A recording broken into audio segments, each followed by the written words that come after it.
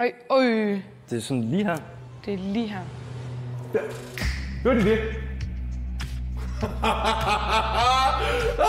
er sindssygt, det der, Leila! Det er sygt, det der. Så sig noget, så kan vi høre det. Nej. Hvad sker der? Det er den der. Er her nogen? Det er sindssygt. Max og Leila, velkommen til Sæbygård. Tak skal du have. I har sagt ja til at komme på spøgelsesjagt sammen med mig. Det har vi. Jeg har i hvert fald aldrig prøvet noget lignende i hvert fald. Nej, overhovedet ikke. Det er du heller ikke, vel? Nej, Nej. slet ikke. Det her sted her, det vrimler med spøgelser. Og det er primært spøgelser, som har været udsat for rigtig grimme ting. Så Okay. men jeg vil ikke sige nu. Okay. Nu venter vi til, det bliver mørkt. Og så går vi i gang. Ja. Ej, Max. Det er en stol. Jeg tror ikke, jeg kan klare det her. Så er vi i gang. Ja, det er mørkt. Bag ved os der står Philip. Philip, han er med på første mission. Første mission, den består i, at vi sådan set bare bevæger os mere eller mindre igennem slottet. Og det er her, der faktisk også siges, at der spøger. Lige der, hvor du står nu, Max. Her skulle der være en dame, der engang imellem sidder og bare kigger ud af vinduet. Og hun er efter sin nærmest det eneste rare spøgelse her. Hende vil jeg gerne være venner med. Ja, ikke også? Jo, meget. Det er hende der. Fordi i gamle dage, for 100 år siden eller sådan noget, der var der en terrasse der, hvor man så kunne sidde og nyde eftermiddagssolen. Og der skulle hun sådan set sidde. Hold da op. Det er mørkt. Ja, det er mørkt. Skyld mig solen. Ej. Ej, hvor nøjeren, det er den. Det er den der dukke. Ja, Nej, den der dukke jeg der. har stået og kigget på den i så lang tid nu. Det er så nøjeren. Men lad os bevæge os ind i jagtstuen. Det ser meget hyggeligt ud herinde. Ja. Hvis der er nogen her i jagtstuen, så er vi kommet for at dokumentere, om det spøger her på Sæbygård. Jeg har taget Max og Leila med. Vi er mega søde. Meget sød. Ja. Jeg har taget en pige med, Hey. fordi lige nu der er vi i jagtstuen. Og efter ja. sigende måtte kvinder ikke være her. Og kvinder oplever nogle gange i det her lokale, at de føler, at de bliver jaget ud. Hvordan skal jeg ikke gøre mig klog på. Men de har sådan en følelse af, at der er noget, der sådan forsøger at skubbe dem ud, eller føler ubehag. Eller... Ja, hvad siger du til det? Nej, jeg vil bare gerne have, at du står ved siden af mig, faktisk. Nå, Jeg gider ikke, at du rykker dig. Overhovedet. okay. Jeg bliver her så. Tak. Ej. Det er vældig ubehageligt. Her i lommen, der har jeg en EMF-måler. En EMF-måler. Sindssygt! Okay, den lyser grønt ved den første knap, hvis der ikke er noget. Nå. Ej, og der var... Og den bimler og bamler lige nu. Er der nogen her lige foran mig lige nu? Ja, det er der sgu. Hold da op. Du må godt give et tegn. Kan du lave en lyd her i lokalet et sted? Den går helt op i rød.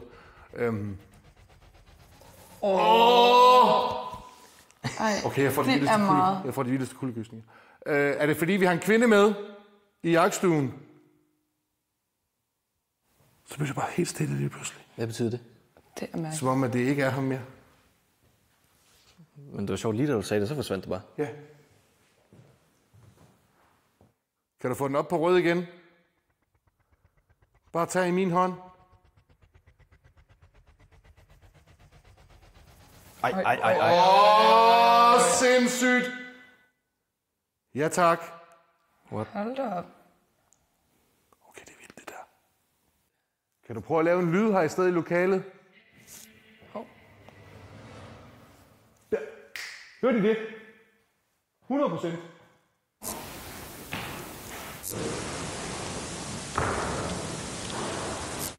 Lad os prøve 100%. Jeg når ikke kunne trække vejret. Ej, øj. Hold da op. Hej. Ja. Det er vildt. Ej, prøv at se, hvor meget jeg ryster. Ej, Det er sådan lige her.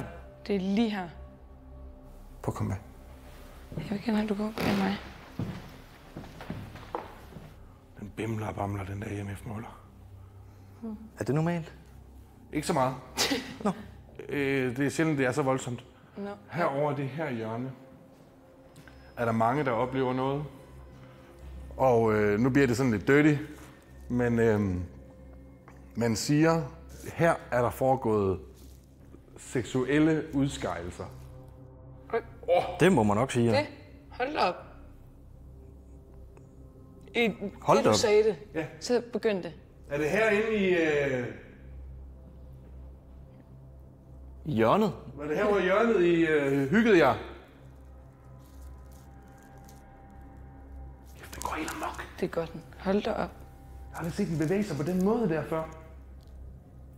Det er bare vum, vum, vum. Og så en gang så forsvinder det bare. Hvis du er herinde. Den går da helt amok, den her. Hele tiden. Fuldstændig. Så lav en lyd.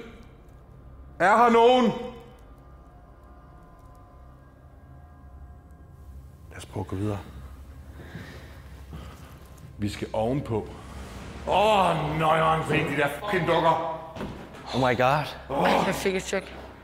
Nu er vi i det lokale, hvor Lisbeth Bille, spøgelset for Lisbeth Bille, efter sigende skulle gå fra den dør, igennem lokalet og over til den dør. Folk har også oplevet at kunne høre, at den dør bliver åbnet og lukket, og har også hørt, at der bliver raslet med en nøgle. Lisbeth Bille, når hun går den tur her, så går hun med en løftet kniv. Så jeg har noget, vi skal prøve for at provokere Lisbeth Bille til at komme frem. Først så gør vi det. Oh my god. Det er løgn. Fordi min tanke er, at vi skal prøve at finde et balancepunkt på den her. Fordi så skal der næsten ingenting. Nu ved vi præcis, hvor vej den peger. Ikke? Ja. Sådan der. Og så tager vi den her laser, og den sætter vi herover. Så lyser den hen ved bordet. Den her, det er en skridtmåler. Den kan måle, hvis der er bevægelser i gulvet. Mm-hmm. Hvis der er nogen, der går forbi den. Mm. Og den er super sensitiv. Den lyser helt sygt derovre lige nu. Ja. Skridtmåleren, den sætter jeg over til den dør. Sådan der, så er den tændt. Lige nu siger den, at der har været 2 skridt. Det er fordi, den tæller fra, når jeg sætter den. Når jeg bare jeg rører den lidt, så tæller den. Så vi husker lige på 2. Så prøver vi lige at gå ned i den her ende. Og jeg kan se EMF-måleren derovre, den lyser. Nu stoppede den så igen. Men vi har en skridttæller, der står ved døren. Vi har en kniv, der står... der lyser derovre nu. Den lyser meget. Ved balancepunktet på kniven. Og vi har det her laserlys. Hvis der er noget, der går ind foran lyset, som måske er noget, som vi knap nok kan se. For eksempel, hvis man kigger på en varm vej, så kender jeg godt, der kan være sådan noget varmebølger. Ja. Det kan du jo se igennem, men der er noget. Ja. Så vi kunne se det på laserlyset, at der sker et eller andet i lyset. Okay, Hvis I forstår, hvad jeg mener. Ja, det gør vi. Så nu kigger vi den vej og prøver at holde øje. Hvis der er nogen herinde, Lisbeth Bille, tag kniven. Vi vil så gerne se dig. Man siger, at du slog din mand ihjel heroppe i riddersalen.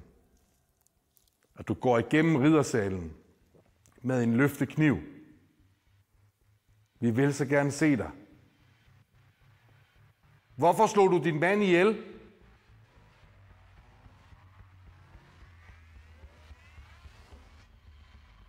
Saml alle dine kræfter, Lisbeth Bille. Hørte I det? Ja.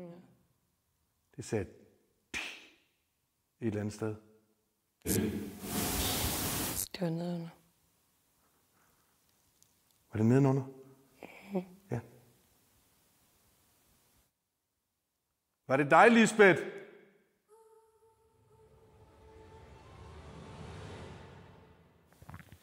Ej, det er nøjeren der. Drej kniven. Jeg synes, vi skal prøve at efterlade det her og se efter, om kniven den flytter sig. Det er meget mørkt derinde. Ja. Jeg vil gerne have, du er sådan her.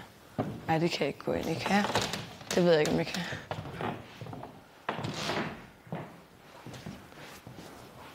Ej, det er jo fucking nøjeren. Jeg hader det her lokale. Hvorfor hader du det? Hvis du hader det, så er der noget galt med det. Kom. Ej, prøv at se den gang her. Altså normalt, så har man jo ikke gået ind i sådan en gang der. Nej. Jeg føler, vi laver alle de dårlige moves i en gyserfilm lige nu. Ja, helt vildt. Jeg har taget noget med. Har jeg taget en bamse med? Hvis man rører ved den, så lyser han. Så slipper jeg. Er der nogen herinde i bederummet? Hvis du er herinde, så må du også gerne... Kan du røre Leila på hånden? Nej, det må... Eller på kinden? Nej. Kunne det være meget fedt? Nej. Han må gerne røre mig. Kan du røre Max på kinden? Eller give et lille vindpust? Jeg tror ikke, der sker så meget herinde. Jeg tror, vi skal prøve at gå tilbage til riddersalen og se efter, om kniven har flyttet sig, eller om der er kommet skridt på skridttælleren. Her først. Hvad var det? Oh my god. Fuck! Undskyld. Jeg tog bare fat i ham. Her først. Hvad var det? Det er okay. Ej. Er det okay, Philip? Ej. Vi kan, jeg prøver lige at vise folk, vi kan jo ikke se en skid. Altså som i ingenting. Nu prøver jeg lige at slukke for det infrarøde lys, så folk de kan se, hvad vi kan se med vores øjne. Sådan. Så mørkt er der for os, når vi kigger væk fra kameraet. Vi har kun en lille firkant på siden af kameraet. Hold kæft, mand, Philip, den lyd, der du lavede, mand. Ja. Hvorfor er der dukker over det hele? Det er fordi, det er museum. Lad os starte med at tjekke, om kniven har flyttet sig. Er dine ben helt svage? Svage? Ja. Nej. Nå. Det er min. Den er lige præcis. Er den ikke det, hvor den var før? Jo. Ja. Tjekker jeg skridtmåleren herovre. Går I så forsigtigt. Og den siger 2 events. Så som udgangspunkt vil jeg sige, at der ikke har været noget herinde. Jeg synes faktisk, I klarer det rigtig godt. Tak. Og jeg kan godt mærke, Leila, at du synes, det her det er... Røvnøjeren. Det er røvnøjeren. Ja. Ja. Og du bliver i det, og det synes jeg er mega sejt. Tak. Der er ingen skam i at være bange. Og det gør det faktisk bare endnu mere sejt, at man bliver i det. Det synes jeg også. Ja. Men nu synes jeg, at vi skal stoppe for første spil. Og bum, bum, bum. Så er der gang i den igen. Den der, den virker til gengæld rigtig meget her. Ja, det gør den. Og så stopper det bare. Dum. Og så kommer det igen. Prøv du spørg. Du har et godt spørgsmål, kan jeg mærke. Ja.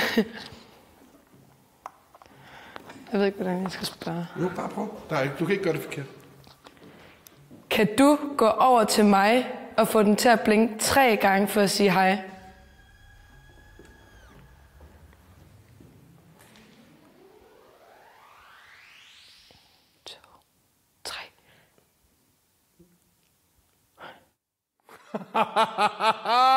Det er sindssygt, det der, Leila. Det er sygt, det der. Fedt. Hvad tænker du lige nu? Nej, jeg tænker ikke.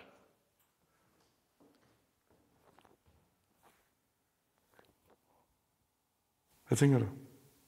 Jeg ved ikke, hvad jeg tænker. Jeg er målløs. Jeg er lidt bange, men jeg er sådan lidt... Jeg har en kæmpe klump i min hals. Jeg synes, vi skal sige, at det var første spøgelsesjagt. Og så går vi lige ned og tager en sludder. Et sted, hvor der lige er lidt mere lys.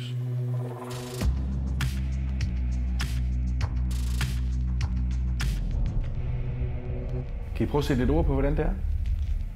Jeg tror, det er... Ja, jeg synes, det er mega anstrengende.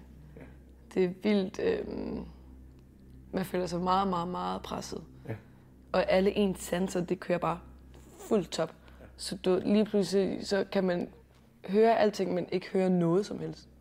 Okay. Ja, jeg forstår udmærket godt. Ja. Den mindste lyd, den lyder som et brag. Ja, præcis. Så det er virkelig ubehageligt, faktisk.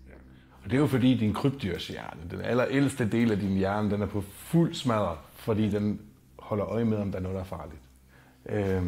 Og det giver så også mening, hvorfor vi er helt trætte nu så. Ja, altså, allerede efter første mission, så har man som om, man har løbet en maraton. Og vi har fået fede tilbagemeldinger fra, du fik de her 3 respons, og EMF-måleren, den har bare bimlet og bamlet derudad. Hvordan har I det med mørke, sådan helt generelt? Forfærdeligt. Jeg har det fint. Ja. Nej, det har jeg ikke. Jeg ved ikke, om der er nogen, der har det fint. Men, altså, jeg har det bedre end Leila i hvert fald. Ja. Ja, du har givet udtryk for, at du bryder dig ikke om mørke. Og slet ikke. Jeg kan slet ikke have det. Jeg kan bare... så kører alt herop. Så det, du gør i dag, er jo også helt vildt. Det er det meget. Men jeg kan også godt mærke, at jeg er meget anstrengt fra top til tå, især mit hoved. Ja. Ja. Har I nogensinde oplevet noget før? Noget overnaturligt af en eller anden art? Det har jeg, da jeg var mindre. Du har, ja. Hvad har du? Det, jeg har oplevet, det var en juleaften, faktisk. Ej, det var juledag, så jo, ikke? Hjemme hos min veninde, og de har allerede snakket om, at der sker faktisk meget herhjemme. Og så sidder hendes mor med en kop, hvor der er kaffe i, og så er der en lille teske. Og den begynder bare, og du ved sådan, ikke dreje hele vejen rundt, men du ved, dreje lidt rundt. Og der løb vi alle sammen. Jamen, det var... Der var ikke nogen, der rørte ved skeen? Hun sad sådan her, og mig og min veninde, vi kom jo lige ind, og vi snakker bare. Og så ser vi bare, vi alle sammen, vi gør bare sådan, fordi der kommer bare den der lyd der, ikke? Og så ser vi bare, den bevæger sig. Nu siger I, at I er bange for mørke. Du har sagt, at skoven, det er noget af det, du sådan siger, den frygter jeg bare i mørke. Ja. Hvad er det aller værste, du kunne forestille dig? Det er, at jeg bliver, du ved, noget med mit hår. Ja, at du føler, at der er noget, der rører ved dig. Ja, så allerede der, jeg er ved at gå i panik. Eller hvis der kommer et pust, eller at jeg ser noget. Ja. Det skal ikke ske. Leila, jeg lover dig, der sker ikke noget farligt. Nej. Er der nogensinde sket noget farligt for nogen? Det skal han jo ikke sidde og sige nu, jo. Jeg har aldrig oplevet det. Jeg har oplevet trykken for brystet på Aalborg Kloster, hvor jeg oplevede noget nede i kælderen, som var ret voldsomt. Og der mærker jeg nogle fysiske reaktioner. Men jeg lavede det her 10 år. Mange gange. Og en gang har jeg oplevet noget, hvor jeg følte noget sådan fysisk, som om, at der sker et eller andet med mig. Så, og hvis vi holder en god kommunikation med hinanden, jeg lover jer, der sker ikke noget, der er farligt. Vi får kun en oplevelse, og forhåbentlig får vi et svar på, om der er nogen, om der er et liv efter døden på en eller anden måde. Jeg har et godt sted, hvor vi kan prøve, og vi kan få måske en form for kommunikation. Er I friske? Ja. Det er godt. Ja. High five, du kan godt. Godt. Lad os gøre det.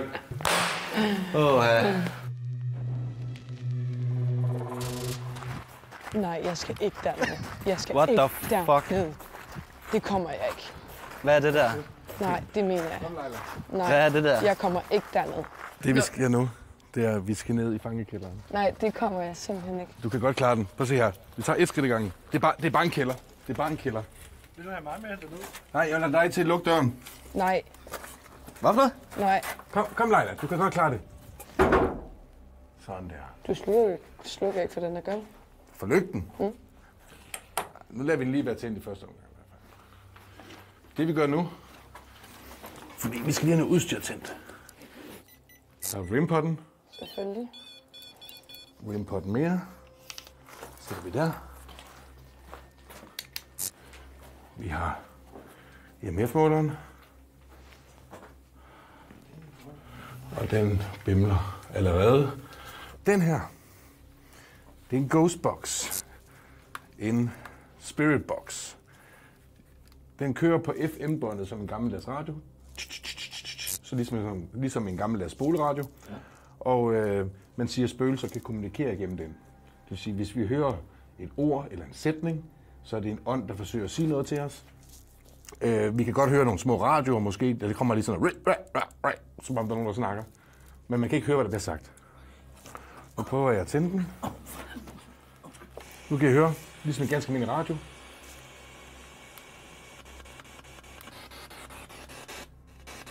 Hvis der er nogen hernede i fangekælderen sammen med os, så sig noget, så kan vi høre det. Hvad sker der? Det er den der. Det er rimpotten. Rolig. Det er ikke farligt. Vi kan godt høre dig. Det er rimpotten, den siger noget nu. Skruer lige ned for den her. Ja, vi kan godt høre dig. Hvor lang tid sad du i fangekælderen? Det var en radio. Det var en radio. Det var en radiokanal. Ja. Det var også en radio. Du kan godt klare den. Det er ikke farligt. Ej, jeg vil virkelig gerne ud.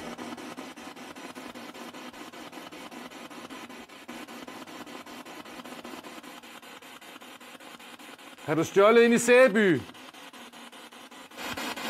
Ej, det kan jeg ikke. Du klarer den. Du er mega god. Du er mega god.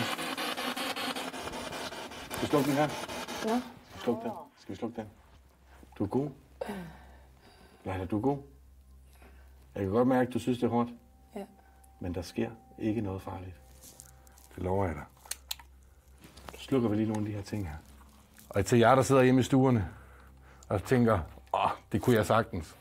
Det er altså nemmere at sige, end det er at gøre. Leila er mega sej. Der er ikke nogen skam i at være bange. Der er ingen skam i det. Det er virkelig, virkelig nøjere. Hvad er det, der gør dig mest bange hernede? Er det døren er lukket? Døren er lukket, man kan ikke flygte. Det der med, at hvis det lige pludselig der bliver sagt et eller andet, så ved jeg ikke. Så får jeg aldrig ro. Så får du aldrig ro igen? Nej, det tror jeg simpelthen ikke. Og prøv at tænke på, hvordan det må have været for dem, der har siddet hernede. Ja, jeg har mega, mega ondt af jer. Men jeg kan bare ikke lige klare at have svar på det her. Jeg tror ikke mere, du var den der... Nej, tror ikke, det er den, der stresser dig? Det er også det der med, at jeg ikke kan løbe ud. Det er det der med, at der... Jeg kan ikke løbe ud, og jeg tror, at alle mine sanser er brugt. Dine sanser, de er ikke brugt. Jo. De er bare på max. Ja. Du maxer ud, og det er mega flot. Ja. Skal vi sige, det er jo det for den mission her? Skal vi sige det? Ja. Det er okay. Ja, jeg vil gerne have det sluttet i hvert fald. Leila, fra 1 til 10, og 10, det er, jeg besvimer. Hvad var det der? 12. du er vågen. Du er ikke... Nej, fordi det var lige før, føles det som.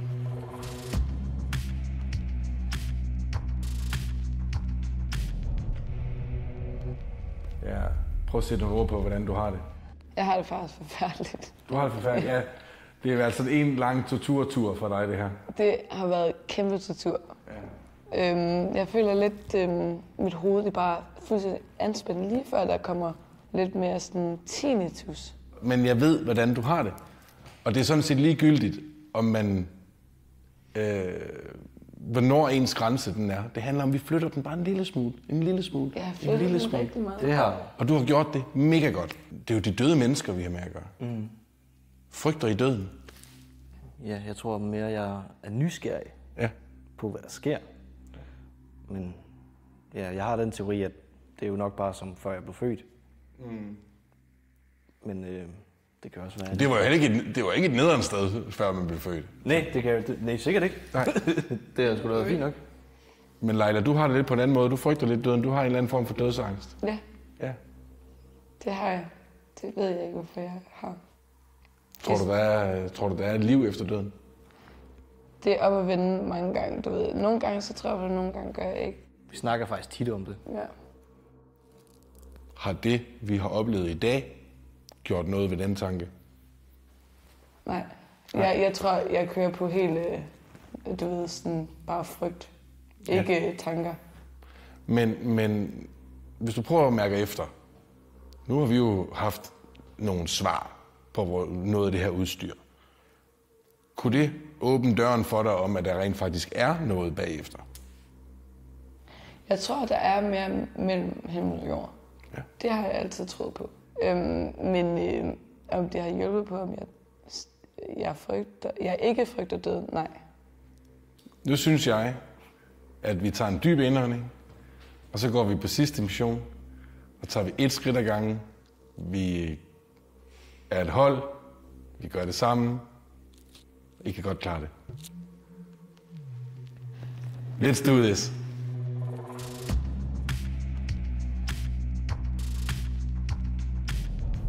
Lige nu, der er vi nede i køkkenet og i forberedelsesrummene til de fine stuer, hvor man har forberedt mad og sådan noget.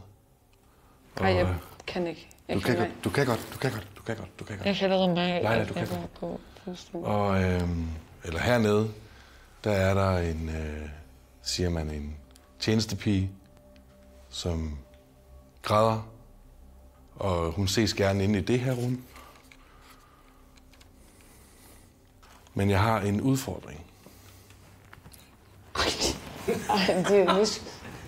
Leila, rolig. Jeg har fornemmet, hør, Leila, jeg har fornemmet, at jeg skal være varsom med dig. Men jeg vil godt spørge Max. Hvad nu? Om du tør at sidde herinde alene. Så går mig og Leila lige herned, og jeg er lige dernede. Hvornede? Nede for enden af gangen, der er der sådan et rum, hvor de... Altså lige dernede? Ja, dernede så til højre.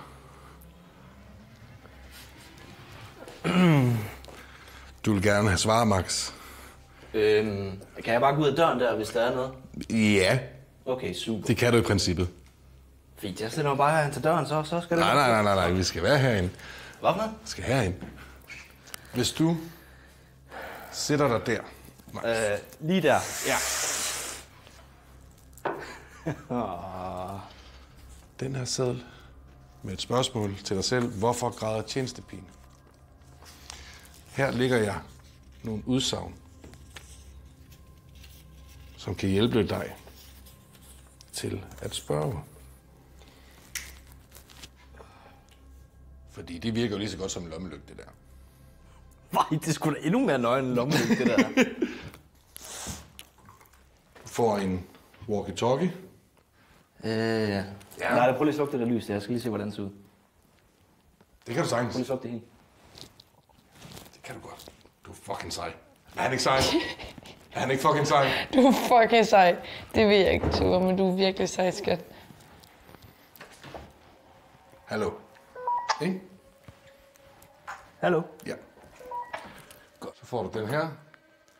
Den hedder Death Bell, dødsklokken. Den ringer, hvis der er nogen.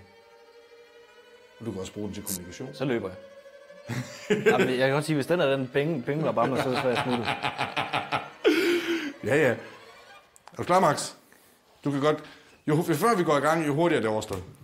Og så kan du jo altid tage kameraet, hvis de der kugler de begynder at lyse eller sådan noget. Så tager du lige kameraet og filmer på det. Så jeg kommer ikke derhen, hvis de der... Kan jeg godt sige det. Godt. Leila, kom, vi går en tur. Værsgo. Elsker dig. I skal ikke gå langt væk. Det gør vi heller ikke. Hvis der er nogen... Lad mig lige låne den der lånelygt der. Hvis der er nogen herinde, sammen med Max, så er det nu, du skal vise dig. Grædende pige. Kommuniker med hende. You can do it. Kom, Leila. Ikke slukke. Har du brug for at tage mig i hånden? Ja.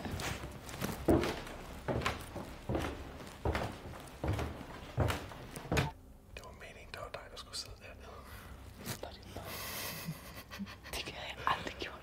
Hvis der er nogen herinde sammen med os, vi kan lige så godt undersøge. Nej. Hvis der er nogen heroppe sammen med os, med mig og Leila. Nej, det er det. Ja, for satan. Hold op. Så er det nu, du skal vise dig. Kan du lave en lyd heroppe? Du må også gerne gå ned til Max, som sidder nede i køkkenet. Jeg har nogle spørgsmål med til dig i dag, som jeg håber, du kunne hjælpe mig med. Jeg vil gerne spørge, hvorfor græder du? Er det fordi, du savner nogen? Brug lysestagen, til at blæse på dit svar.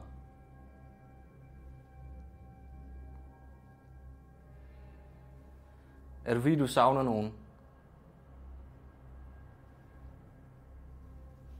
Græder du, fordi at du har blevet udsat for ulykkelig kærlighed?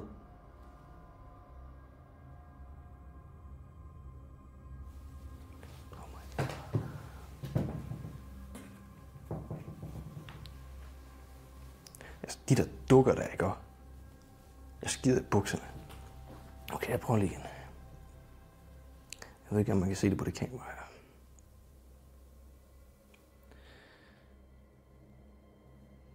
Har du været udsat for noget vold?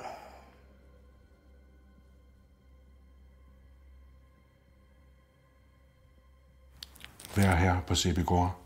Det eneste, jeg synes, der er synd, det er, at tjenestepigen, hun står lige nedenunder dig. Hørte du det? Hørte du det, Leila? Hvad var det? Det lød som om, der var en på trappen. Nej. Jeg vil gerne ud nu. Nej. Jo. Vi klarer den. Nej. Det var som om, vi kunne høre, der gik en på trappen. Og trappen, den er mellem os og Max. Måske er der noget, der er på vej ned til ham. Det lader jeg ikke til. Der er nogen her. Giv det lige et øjeblik mere. Vi synes, vi kunne høre, der var noget på vej dernede. Hvad? Hvad mener du med, at der er noget på vej herned? Vi er gået lidt længere væk, end vi sagde. Vi er ovenpå, og vi kunne høre noget, der gik på trappen.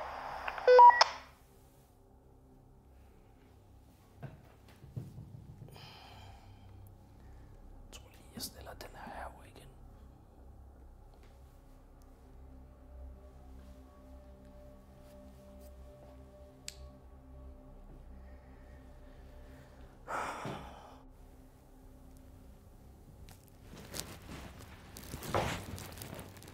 Hørte du det? Ja. Nej, jeg vil gerne ud nu. Nej, det mener jeg faktisk. Ned til ham. Ja. Max? Er du okay? Hun gad sgu ikke svare mig. Får ingen svar. Nej. Vi har hørt nogle syge lyde, vi var ovenpå. Og jeg tror bare, jeg prøvede at skræmme mig. Nej, overhovedet ikke. På trappen. Det lød som om, der er nogen, der gik på trappen. Nej, jeg har aldrig været mere bange med hele mit liv. Nej, jeg var... Men prøv at høre, det lød som om, at der gik nogen på trappen. Nej, det var vildt. Det synes jeg var... Jeg er helt svimmel nu. Jeg troede bare, I prøvede at skræmme mig. Nej. Ved at sige, at de er på vej ned til dig nu. Hvis du er her, tjenestepige, så ring med klokken.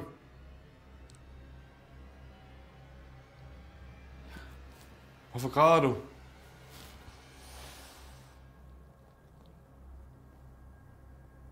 Hvordan var det, Max? Sygt nøjeren, men så skete der heldigvis ikke noget, så var jeg sådan lidt, okay. Vil du høre noget? Jeg skulle have været hernede alene. Skulle du? Ja. det nemmede jeg ikke. Ej, det Og så skulle du have været oppe ved herremanden. Ja, helt alene. Herremand. Altså på det der kontor der? Ja. Ja, det er der, vi har stået op. Der skete... Jeg synes altså, der skete virkelig meget. Og det kom helt tæt på. Nej, jeg har aldrig... Det lød som om, der var noget, der gik op ad trappen. Eller ned ad trappen. Der var lyd på trappen, og så lige pludselig var der sådan en lyd lige ved siden af os. Så det er derfor, vi faktisk tænkte, ej, nu må vi hellere gå ned til dig. Så vi var faktisk måske mere bange, Ja. end hvad du var. Jamen, der skete jo heller ikke det store her. Så Så jeg kan også sige, hvis den der klokke der, den her ringe, jeg er sprunget ud af vinduet. hvordan har det været? Det har været en oplevelse for sig selv, men meget grænseoverskridende. Er du ikke lidt stolt af dig selv? Jo, meget stolt. Det kan du også godt være. Ja, jeg tror bare ikke lige, jeg er helt over det endnu, fordi vi er stadig herinde. Vi er her endnu. Ja. Hvad med dig, Max? Hvordan har du det? Det har været en oplevelse, synes jeg. Jeg altid gerne vil prøve sådan noget. Ja. Jeg vil ønske, at vi fik noget mere med den der streng der, Ja. så man kunne svare ja eller nej spørgsmål, hvis der var nogen. Ja. Nede i kælderen. Ja. Men, Men ellers så har det været sygt nøjeren, faktisk. men I kan jo gøre det selv, det her. Det tænker jeg ikke, vi gør sådan. Og man kan jo også, jeg vil også opfordre jer derhjemme, der sidder og ser det. Tag ud og prøve det her selv. Kan I sagtens? Der er masser af offentlige steder, hvor man kan gå på spøgelsesjagt, hvor man ikke behøver en tilladelse. Så er det bare med at komme ud. Man behøver ikke alt det her udstyr. Man skal bruge ører, man skal bruge næsen, man skal bruge øjnene. Og man bliver rigtig sløv og helt døset op i hovedet. Det er sjovt, jeg har faktisk fået hovedpine af at være herinde i det her rum her. Det kan faktisk måske godt være noget med, at du bliver drænet for energi. Men I to skal have kæmpe tak, fordi I vil være med. Jeg synes, I har været mega seje. Vær stolte af jer selv. Indtil vi ses igen.